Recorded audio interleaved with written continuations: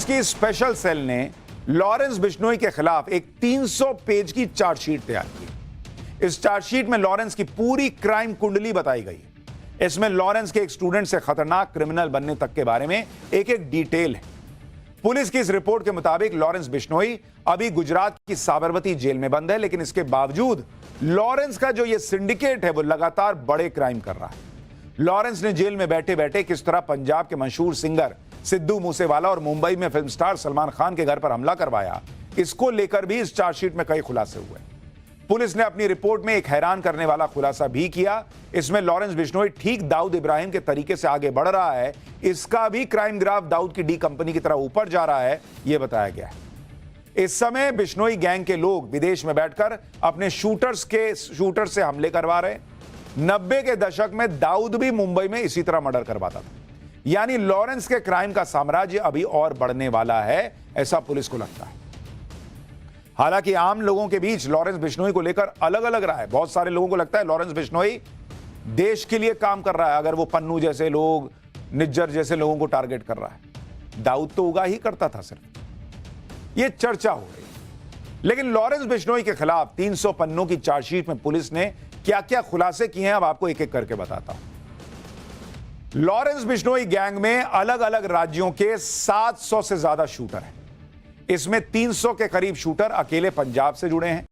अपराध की दुनिया में लॉरेंस का नाम गुरुजी भी है और इसकी गैंग का नारा जय बलकारी है।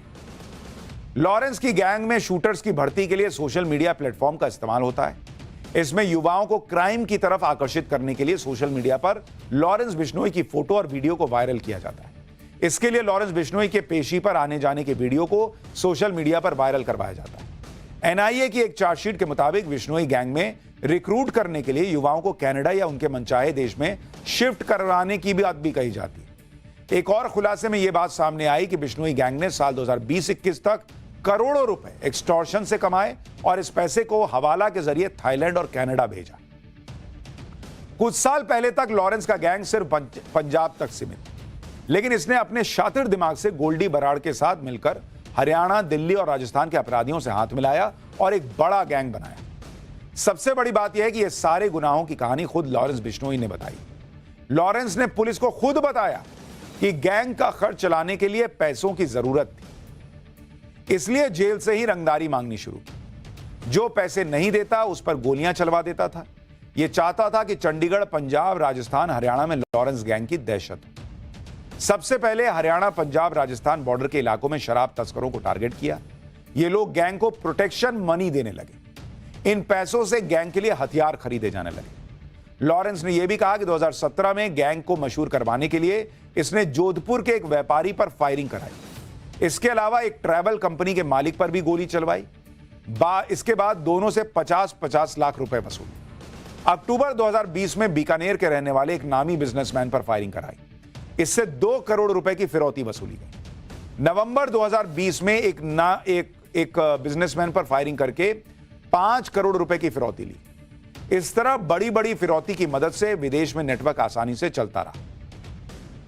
एनआईए ने अपनी चार्जशीट में लॉरेंस बिश्नोई गैंग की तुलना दाऊद इब्राहिम की डी कंपनी से की।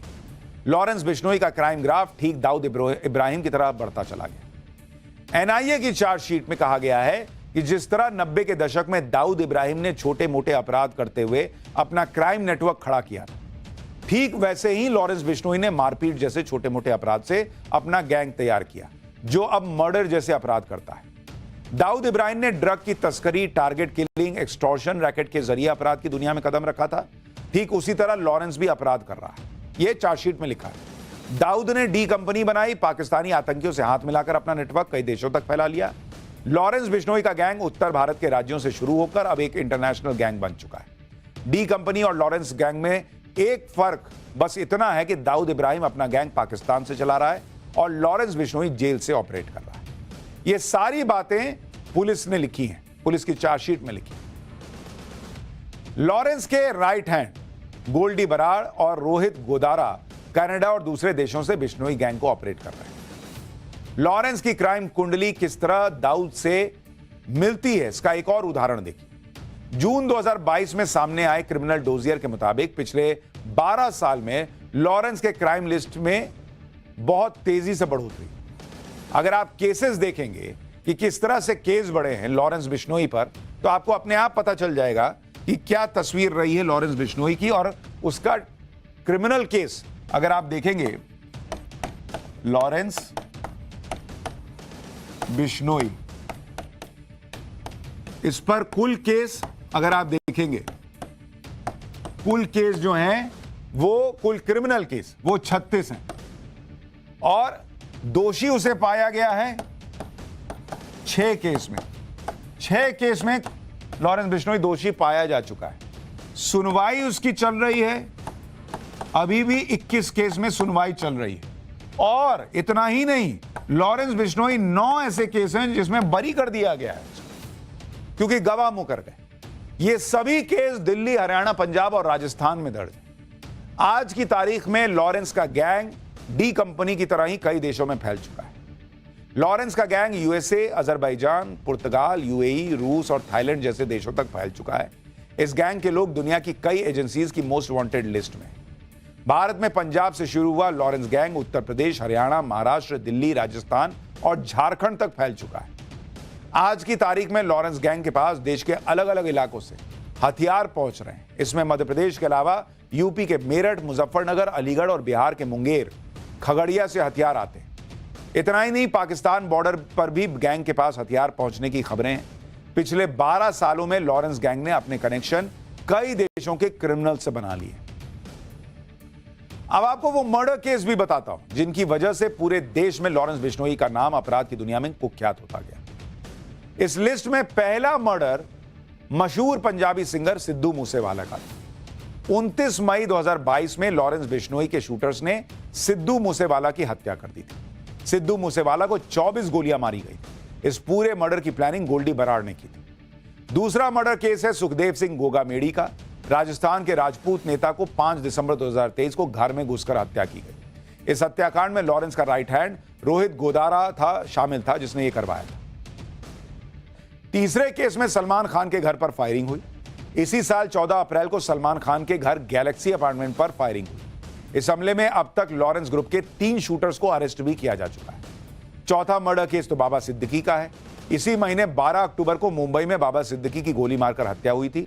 पुलिस के मुताबिक इस हत्याकांड में बिश्नोई गैंग के 6 लोग शामिल थे। मुंबई क्राइम ब्रांच ने बताया कि 3 संदिग्ध शूटर्स ने मर्डर से पहले लॉरेंस बिश्नोई के छोटे भाई अनमोल बिश्नोई से बात भी की। ये तो सिर्फ वो केस हैं जो मीडिया की वजह से चर्चा में है। इसके अलावा कई ऐसे मर्डर केस हैं जो पुलिस की फाइलों में दर्ज हैं, लेकिन उनकी बहुत ज्यादा चर्चा नहीं।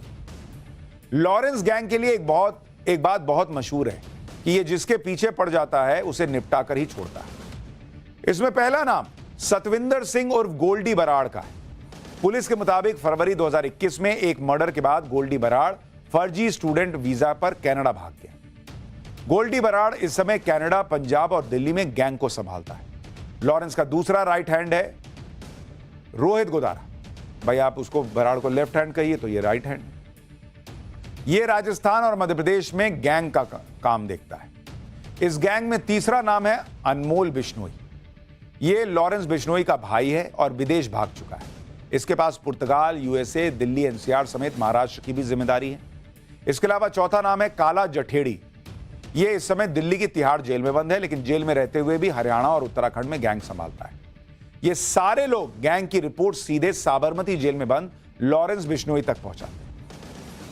यानी लॉरेंस बिश्नोई धीरे धीरे धीरे धीरे करते करते इतना बड़ा नाम बनता चला गया।